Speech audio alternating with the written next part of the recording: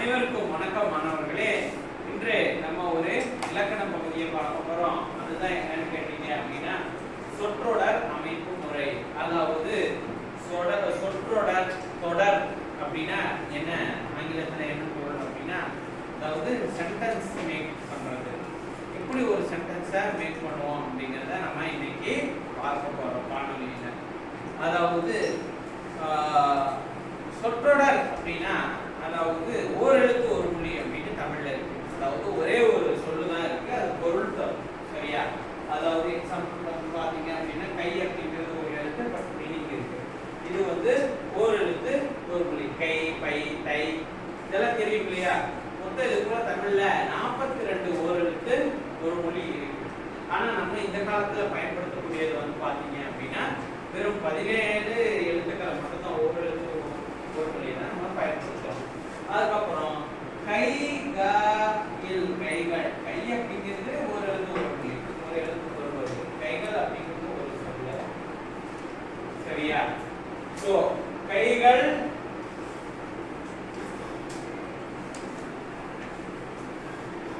இணைந்தது.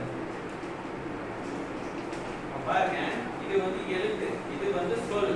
ஒரு சொல்லுக்கு மேல 2, 3, 4 போல இருந்தா அது என்னது? சொற்றொடர், தொடர் என்று நம்ம சொல்றோம். சரியா? சென்டென்ஸ் அப்படிங்கிறது சொற்றொடர் அப்படிங்கிறது என்னன்னு உங்களுக்கு புரிஞ்சிருக்கு. சோ ஒரு தொடர் அமைக்கணும் அப்படின்னா நம்ம ஒரு 3 விஷயம் வந்து அதுல நம்ம கட்டாயமா நம்ம தெரிஞ்சுக்கணும். அதாவது என்னென்ன அப்படின்னா எழுவாய், அதன் பிறகு எழுவாய், வெரி குட்,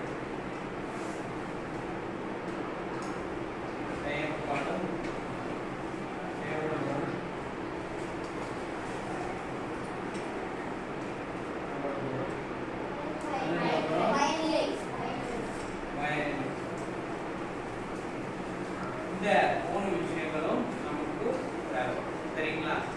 அதாவது எழுவாய் அப்படிங்கிறது மேக்ஸிமம் எழுவாய் வந்து எப்படின்னா பெயர் சொல்லாமவே வரும். இப்போ உங்க எல்லாத்துக்கும் ஒரு சின்ன எடுத்துக்காட்டு.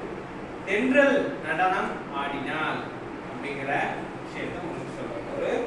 ஒரு தொடர், தென்றல் நடனம் ஆடினார் அப்படிங்கிற ஒரு தொடர்.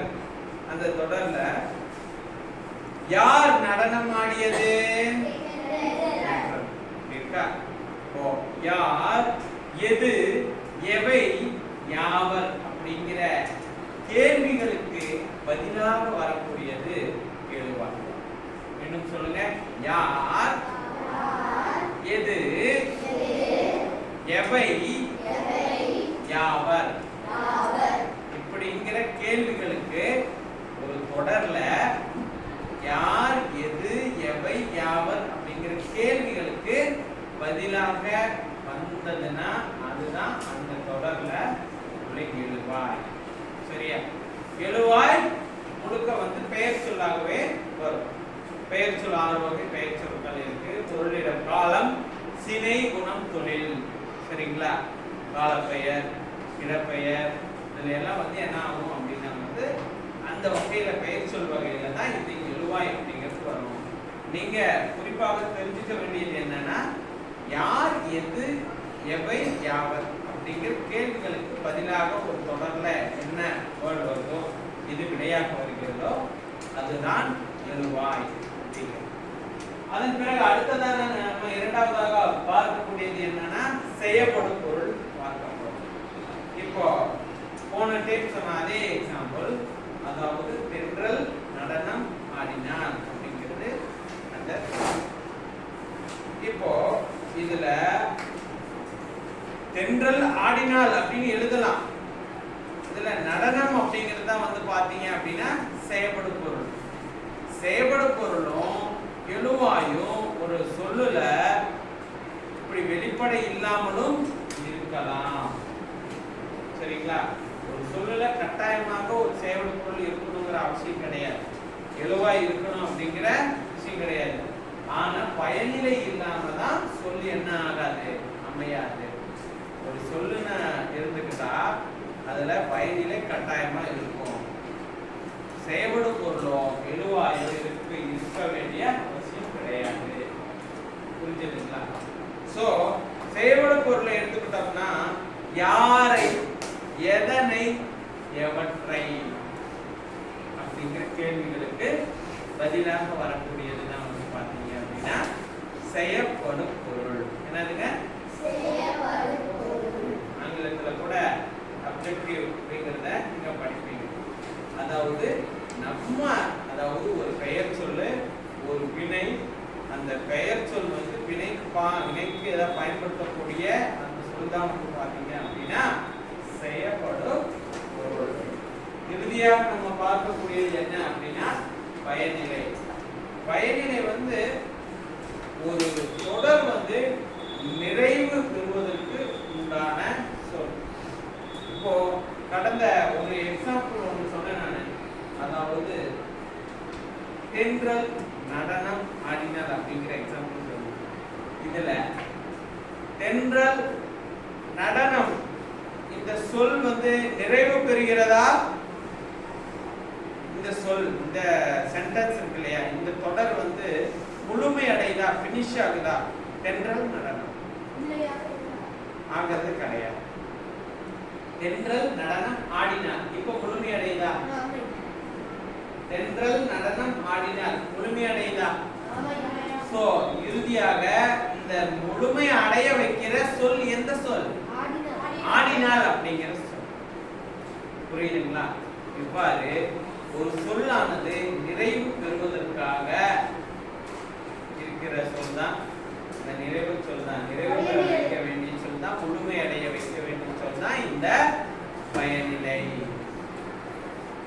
புரியுதுங்களா?